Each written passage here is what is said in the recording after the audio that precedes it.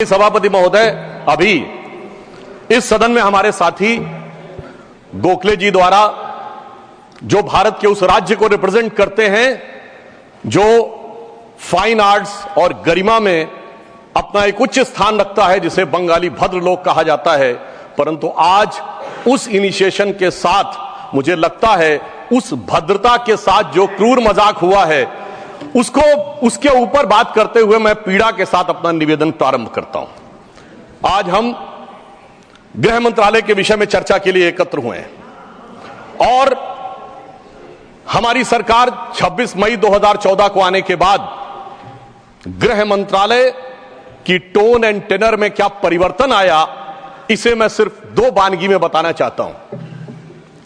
26 मई 2014 के बाद आप सबको ध्यान होगा, उससे पहले बीएसएफ जो कि गृह मंत्रालय के अंडर में आता है, पहले उधर से बहुत फायरिंग हुआ करती थी। उसके बाद पहली फायरिंग हुई तो मुझे याद है उस समय राजनाथ सिंह जी गृह मंत्री थे। यहां पे खबर आया कि साहब वहां से कहा जाता था फायरिंग हो तो सिर्फ व्हाइट फ्लैग दिखाना है। आपको पता है कि उस समय गृह मंत्रालय से संदेश गया बीएसएफ के डीजी को कि अब ये मोदी की सरकार है, अब व्हाइट फ्लैग नहीं दिखाया जाएगा, फायरिंग के ऊपर 4 गुना फायरिंग का जवाब दिया जाएगा। और आप सबने देखा होगा पिछले 10 सालों में सीमा पर फायरिंग में शांति आ गई है। दूसरा उदाहरण देना चाहता हूं, जब हमारी सरकार आई 26 मई 2014 को, उस समय अभी आईबी का उल्लेख हुआ जो गृह मंत्रालय में आती है, इंटेलिजेंस ब्यूरो, उसके चीफ श्री आसिफ इब्राहिम थे जो कांग्रेस पार्टी के शासनकाल में आईबी चीफ बने थे। वैसे तो हम किसी भी अफसर को धर्म जाति के आधार पर नहीं देखते, पर उस समय इस बात का प्रचार किया गया था कि देखिए एक मुस्लिम अधिकारी को आईबी का चीफ बनाया गया। परंतु आज तक का भारत का इतिहास है, जब कोई सरकार बदलती है तो आईबी चीफ 1 महीने से ज्यादा नहीं रहता है। परंतु श्री नरेंद्र मोदी जी की सरकार में श्री आसिफ इब्राहिम का 8 महीने का कार्यकाल था और उन्होंने उसे 8 महीने का कार्यकाल पूरा किया। याद रखना चाहिए कि मोदी जी के कार्यकाल का पहला आईबी चीफ मुस्लिम समाज से था। यह दर्शाता है कि हम समाज के वर्गों को डर पैदा करके साथ में नहीं लेना चाहते, विश्वास पैदा करके साथ में लेना चाहते हैं। आज हमारे गृह मंत्री आदरणीय अमित शाह जी गुजरात का प्रतिनिधित्व करते हैं, प्रधानमंत्री जी उत्तर प्रदेश से प्रतिनिधित्व करते हैं। सभापति जी, यह संयोग भारत के इतिहास में 3 बार बना है। पहली बार जब सरदार पटेल गुजरात से थे और पंडित नेहरू उत्तर प्रदेश से थे तो स्वतंत्रता का काल था। दूसरी बार लाल कृष्ण आडवाणी जी गृह मंत्री थे और अटल बिहारी वाजपेयी जी उत्तर प्रदेश से थे, तब भारत ने 21वीं सदी में प्रवेश किया था। आज जब अमित शाह जी गुजरात से हैं और मोदी जी यूपी से हैं, तो भारत ने अमृत काल में प्रवेश किया है। अर्थात मैं कह सकता हूं काल के कपाल पर, भारत के भाल पर कुछ तो नया होने वाला है और कुछ ना कुछ तो नया हुआ है, उसे आज समझने की जरूरत है। अब मैं बताना चाहता हूं कि गृह मंत्रालय ने इस दरमियान किस किस प्रकार से कार्य किए। मैं 3 प्रकार के कार्य बताना चाहता हूं। एक, वो कार्य जो पिछली सरकारें भी कर रही थी वो हमने करके दिखाया। दूसरा, वो कार्य जो पिछली सरकारें कर ही नहीं सकती थी, सोच नहीं पाई, वो करके दिखाया। और तीसरे वो कार्य हैं जिसपे पिछली सरकारों ने एड़ी चोटी का जोर लगा दिया कि नहीं हो सकते, वो भी करके दिखाया। पहली श्रेणी में वो कार्य हैं, यानी मैं मानता हूं दूसरी सरकारों ने भी प्रयास किया होगा कि आतंकवाद की घटनाएं कम हो और अपराध की घटनाएं कम हो। तो मैं बताना चाहता हूं आतंकवाद की जो कुल घटनाएं जून 2004 से 14 के बीच में 7214 थी, जो 14 से 2024 के बीच में 2240 से 69% की कमी आई है। कुल मृत्यु जो नागरिकों की और सिक्योरिटी फोर्सेस की होती थी उसमें 68% की कमी आई है। नागरिकों की जो मृत्यु होती थी उसमें 81% की कमी आई है। सिक्योरिटी कोर्सेस में जो फोर्सेस की जो मृत्यु होती थी उसमें 46% की कमी आई है।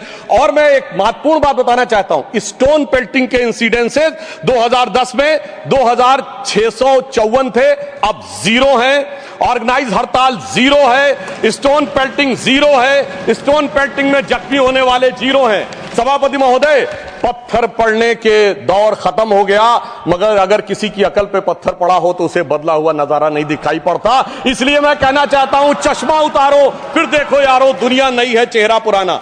महिला सुरक्षा के लिए एक अलग प्रभार बनाया गया। 2018 में इंटीग्रेटेड हेल्पलाइन बनाई गई और 181 हेल्पलाइन को राज्यों और केंद्र शासित प्रदेशों के साथ जोड़ा गया। फोरेंसिक को मजबूत करने के लिए प्रदेश में डीएनए विश्लेषण और साइबर फोरेंसिक की लैब्स भी बनाई गई। मॉडर्नाइजेशन करने के लिए 80 करोड़ की एक अलग मंजूरी दी गई। फोरेंसिक इकोसिस्टम को बेहतर बनाने के लिए 7 नई फोरेंसिक प्रयोगशालाएं बनाने की बात हुई, और जिसमें यूपी, बिहार, उड़ीसा, राजस्थान, छत्तीसगढ़, तमिलनाडु और केरल में, और इसके अतिरिक्त पुणे, गुवाहाटी, भोपाल और कोलकाता की लैब्स को और इंप्रूव करने का कार्य किया गया। ये वो कार्य हैं जो पिछली सरकारों ने सोचा नहीं था वो कर पाए। मैं उदाहरण देना चाहता हूं। एक है सीएए का उदाहरण अभी हमारे साथी ने दिया।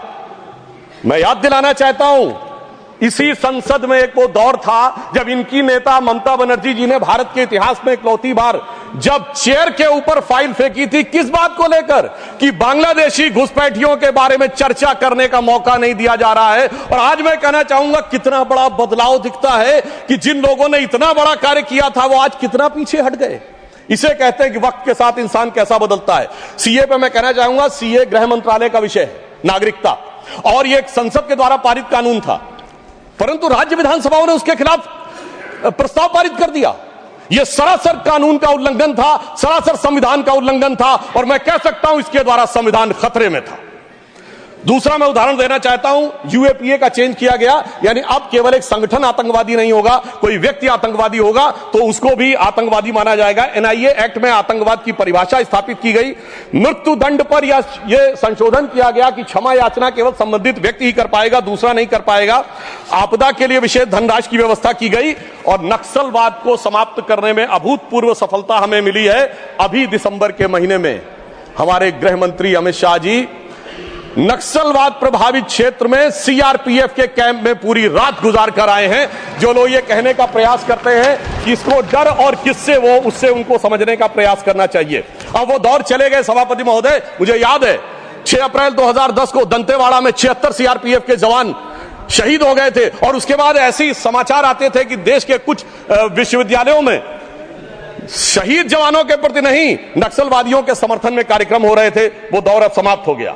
अब तीसरी श्रेणी में बताना चाहता हूं, वो काम आते हैं, किए हैं गृह मंत्रालय ने, जो पिछली सरकारें कहती रही कि ये नहीं हो सकता, नहीं हो सकता, वो करके दिखाया। धारा 35A, धारा 370। मैं कह सकता हूं जब सरदार पटेल गृह मंत्री थे, राज्यों का महकमा उनके पास था, वो कश्मीर की कसक जो रह गई थी, वो कसक अगर आज समाप्त हुई है तो अगस्त 2019 में अमित शाह जी के शासनकाल में वह समाप्त हुई है। मैं कहना चाहता हूं, श्यामा प्रसाद मुखर्जी जी ने पहला बलिदान दिया था। रावी के तट पर 26 जनवरी 1930 को कांग्रेस के लाहौर अधिवेशन में स्वराज्य की शपथ ली गई थी, पर वो शपथ अधूरी रह गई थी। तो सरदार पटेल के दिल में कसक थी, श्यामा प्रसाद मुखर्जी जी का बलिदान था, और अटल जी के दिल में वेदना थी। उन्होंने कहा था 15 अगस्त का दिन कहता आजादी अभी अधूरी है, सपने सच होने बाकी हैं, रावी की शपथ न पूरी है। परंतु वो शपथ किसने पूर्ण की? प्रधानमंत्री श्री नरेंद्र मोदी जी के नेतृत्व में हमारे वर्तमान गृह मंत्री श्री अमित शाह जी ने उसको पूरा किया। और इसी के साथ मैं एक पंक्ति में कहना चाहूंगा, इतना बड़ा परिवर्तन भारत के इतिहास में आया कि अपनी सरकार की तरफ से और प्रधानमंत्री जी की तरफ से कि दर्द की रात गई, गम के जमाने भी गए, और मोदी जी के हिम्मत से कई दाग पुराने भी गए। इसके अलावा जो कश्मीर में बड़ा परिवर्तन आया, मैं एक उदाहरण बताना चाहता हूं। अभी हमारे साथी ने डर का उल्लेख किया, तो मैं बताना चाहता हूं 10 सितंबर 2024 को भारत के पूर्व गृह मंत्री सुशील कुमार शिंदे जी का बयान था कि मैं गृह मंत्री के रूप में जाता था तो डल लेक में मैं गृह मंत्री के रूप में होता था, और डर के मारे उनकी क्या हालत होती थी, वह शब्द संसदीय नहीं है। तो मैं अपनी स्वरचित पंक्ति में कहना चाहूंगा, हमारे साथी सब समझ जाएंगे कि लहूलुहान थी घाटी और झेलम डरी हुई थी, खामोशियां रातों की दिन में भरी हुई थी, और दहशत का था वो आलम कि डल लेक घूमने में गृह मंत्री के पग के नीचे धरती फटी हुई थी। और आप समझिए आज हमारी स्थिति यह है कि हमारे गृह मंत्री वो हैं जिनको देखकर आतंकवादियों की छाती फटने लगती है, और आतंकवाद के समर्थन करने वालों के छाती में दर्द होने लगता है। सभापति जी, मैं कहना चाहता हूं, उनकी सरकार और हमारी सरकार में यह अंतर था जो भारत की परंपरा में है।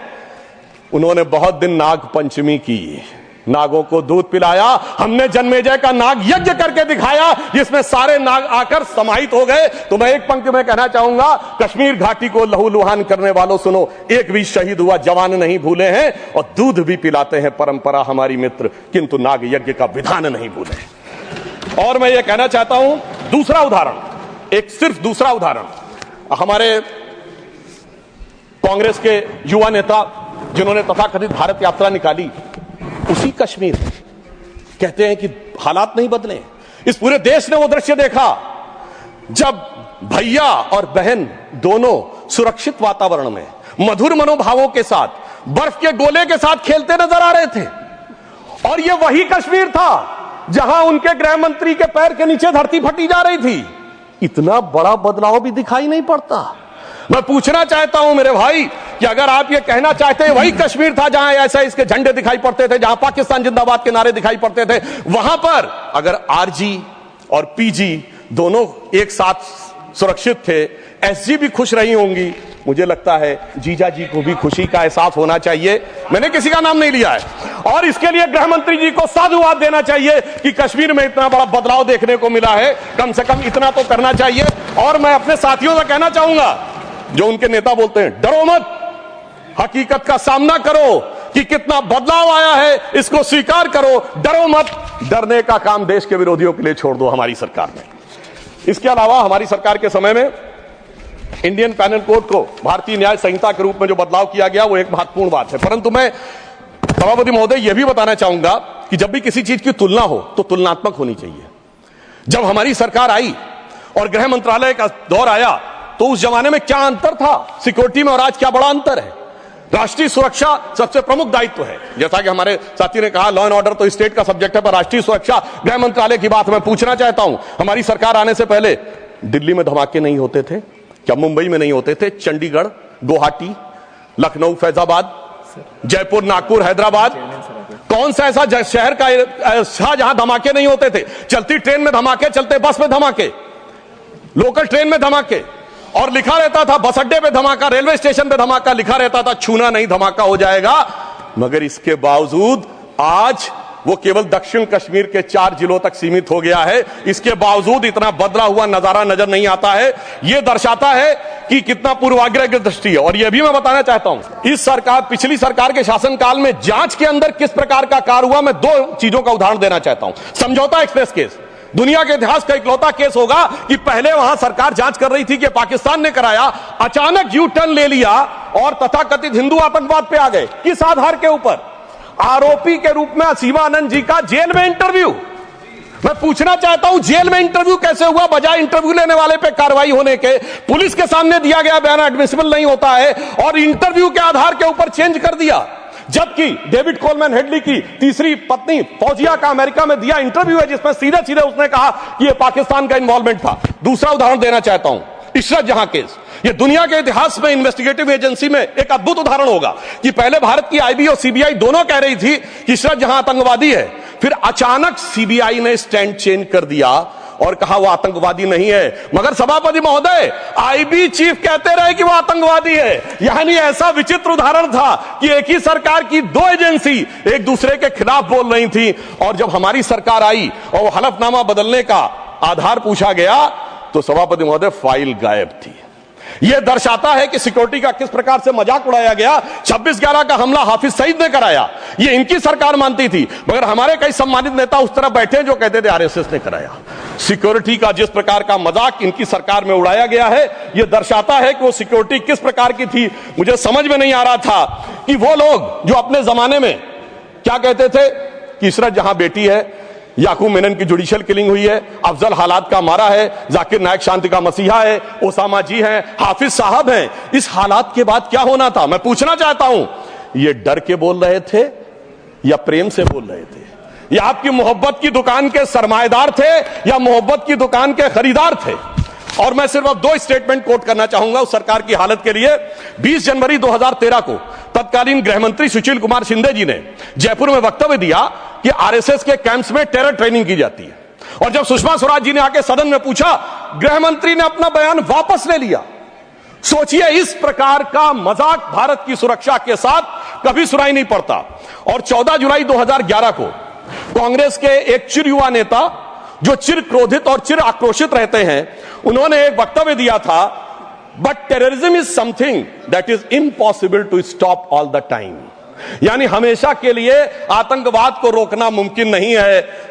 सभापति महोदय, जिस सरकार का चाल चलन ऐसा था, उसके हालात में रोकना मुमकिन नहीं था, पर आज मोदी जी की सरकार है तो मोदी है तो मुमकिन है, वो हमने करके दिखाया। मैं दूसरा बताना चाहता हूं उदाहरण। एक दौर था जिस जमाने में 26/11 हमले के बाद से पहले 2007 में आंतरिक सुरक्षा के लिए नीति क्या थी? हवाना में जाके यह कहा कि पाकिस्तान आतंकवाद से पीड़ित देश है। यह भारत सरकार का ऑफिशियल स्टेटमेंट था। 26/11 के हमले के केवल 9 महीने बाद जुलाई 2009 में शर्म एल शेख में ज्वाइंट डिक्लेरेशन में बलूचिस्तान का उल्लेख आया और यह कहा गया टेरर के अटैक से टॉक्स प्रभावित नहीं होंगी। मगर सभापति महोदय, जो हमारी सरकार आई तो हमने कहा टेरर के साथ टॉक्स नहीं होंगी। और जब से मोदी जी की सरकार आई है, हमने इस बात को बिल्कुल साफ साफ कर दिया है। और इसीलिए पिछले 11 साल ऐसे जब कोई औपचारिक द्विपक्षीय वार्ता नहीं हुई, सभापति महोदय, क्योंकि जब से हमारे गृह मंत्री जी आए हैं, हालात में जानते क्या बदलाव आया है? उस जमाने में शांति के कबूतर उड़ा करते थे, अब गुरु गोविंद सिंह जी के बाज उड़ते हैं। और जिसे हम अपने लखनऊ की भाषा में कहते हैं कि अम्मा मियां वो दिन लद गए जब उस्ताद लल्लू खा फाख्ते उड़ाया करते थे। और अब वो बदलाव ये देखने को मिला है। ये लोग तो वो हैं सभापति महोदय, जिन्हें भारत इतना कमजोर चाहिए था, किसी संसद भवन की छत के ऊपर जो शेर बने हैं उसके लिए लोग गए थे कोर्ट में कि शेर ज्यादा आक्रामक दिख रहे हैं। यानी इन्हें शेर बिल्ली जैसे चाहिए थे, बिल्ली जैसे नहीं, भीगी बिल्ली जैसे चाहिए थे। परंतु शायद ये भूल गए कि हमारे प्रधानमंत्री जी और गृह मंत्री जी गुरु गोविंद सिंह जी से भी प्रेरणा लेते हैं, शिवाजी महाराज से भी प्रेरणा लेते हैं, महाराणा प्रताप से भी प्रेरणा लेते हैं। और उनकी तरफ से हमारी नीति के लिए कहना चाहूंगा कि मन में है धैर्य और तन में प्रचंड शौर्य, बन चंद्रगुप्त मौर्य प्रलय मचाएंगे। और महाराणा और शिवा की संतति कहाते हम शीश कट जाए भले झुकने ना पाएंगे। और बार बार छेड़िए ना भारत स्वाभिमान को, अन्यथा बाद में बहुत पछताएंगे। सौगंध मां भवानी की उठेगी ललकार, जब आपके घरों पे चील कौवे मंडराएंगे। और ये आपने देखा, ये बालाकोट में भी दिखा, ये सर्जिकल स्ट्राइक में भी दिखा। और तब हमारे विरोधी क्या कहते थे? आदमी मरे थे कि कौवे मरे थे, पेड़ गिरी थी कि बिल्डिंग गिरी थी।